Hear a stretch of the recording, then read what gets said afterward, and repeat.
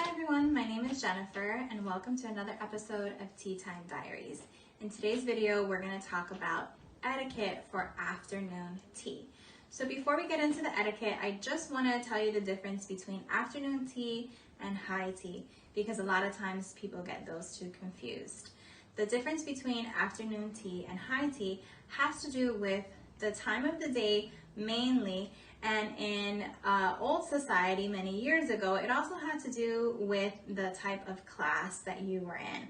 So for example, afternoon tea was more for high society, and they generally had their afternoon tea was in between 3 and 5 p.m. So they wanted to have something light to eat in between lunch and dinner. And so that's why you'll notice that the food during afternoon tea is all small, bite-sized food because it wasn't meant to be an entire meal for you to feel really full.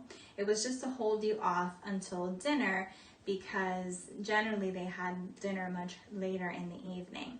Now, high tea has to do with more like the middle and lower classes, and that was later on in the day. That actually did serve as a dinner for them. So it was anywhere between 5 and 7 p.m. And the food that was served wasn't small bite-sized food.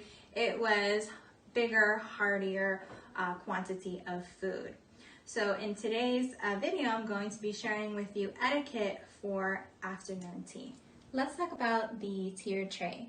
At an afternoon tea, you will see that it's traditionally served in a tiered tray. And the courses are served as follows.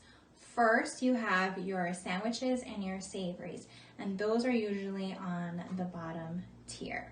Then in the middle, you have the second course, which are your scones. And those scones can be either savory or sweet, although traditionally they're just plain because you serve them with either a clotted cream or a lemon curd. And then the third course is all the way on the top, and that is for your desserts. Now, depending where you go, there are other ways to order it on the tray. For example, more traditional setting would be the savories in the middle, and you have the scones on the top and the desserts on the bottom.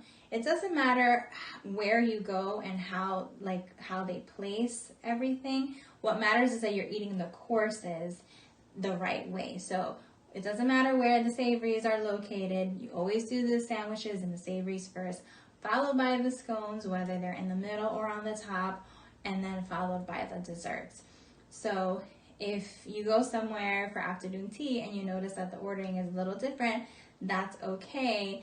I would say the etiquette rules deal more with how you eat each course. So again, your tea sandwiches and savories go first, scones is your second course, and then the third course are your desserts. All right, so now we're going to talk about teacup etiquette. Now, you may have some preconceived ideas, but I'm going to tell you the proper etiquette for holding your teacup. So the first thing is, if you're sitting down, the saucer always stays on the table. The only time that it would be appropriate to hold the saucer and the cup is if you're not at your seat. So if you're standing up, then you can hold the saucer as well as the cup. But if you're sitting down, you want to keep the saucer on the table, and you're only going to pick up the teacup. Now, a lot of times people will hold up their pinky because they think that that's fancy, but that's actually not proper etiquette. You want to keep your pinky down. The reason why that started in the first place was because before we had these types of porcelain cups with a handle, teacups didn't have a handle, and so in order to be able to hold the cup properly for drinking, people would generally have their pinky up for balance. But now that we have a handle on our teacups, the pinky being up is no longer necessary, so keep those pinkies down. The next thing that I'm going to tell you about the teacup is about stirring. So as I mentioned before, afternoon tea, because we're eating bite-sized finger foods, it's okay for you to use your fingers. You don't really have many utensils during afternoon tea, but generally you have a small spoon that will allow you to stir either sugar or cream into your black tea. Generally, green or white tea, we don't add cream or sugar, although honestly, in my opinion, that's your personal preference. But if you were to use cream or sugar and you wanted to use a spoon, just remember we don't want to do round stirring where you want to just simply fold the sugar and the milk or cream into the tea like this. And then when you're done, don't put your spoon on the table.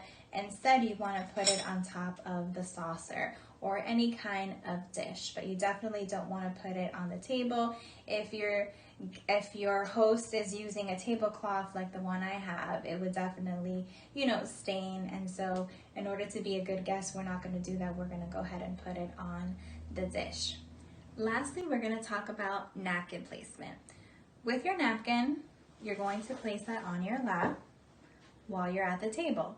Now, if you need to excuse yourself from the table, there's two options. And there's a lot of debate as to whether one is wrong and the other one is correct. But I'm going to give you both ways, and I'll leave it up to you to decide which way you want to do it. You can also notice to see what other people are doing with their napkins and kind of just follow their example. But these are the two ways that you can dispose of or place your napkin when you're not using it. So the first one is to place it on the left side of your dish. So after you've used the napkin, which it's always best to dab and not like wipe with the napkin, you would just dab. So of course make sure that there's no, you can't see the food that you've dabbed off of your face. So just fold it up and put it on the left of the dish.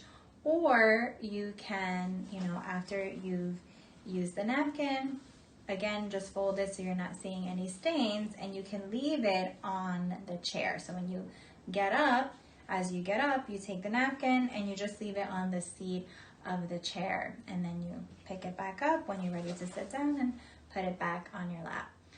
And that's pretty much everything that I wanted to share with you. There's, of course, more things that I could say, but I wanted to keep it simple. And I do hope that you enjoyed this short etiquette video for afternoon tea. I'll see you guys next time. Have a tea-rific day. Bye.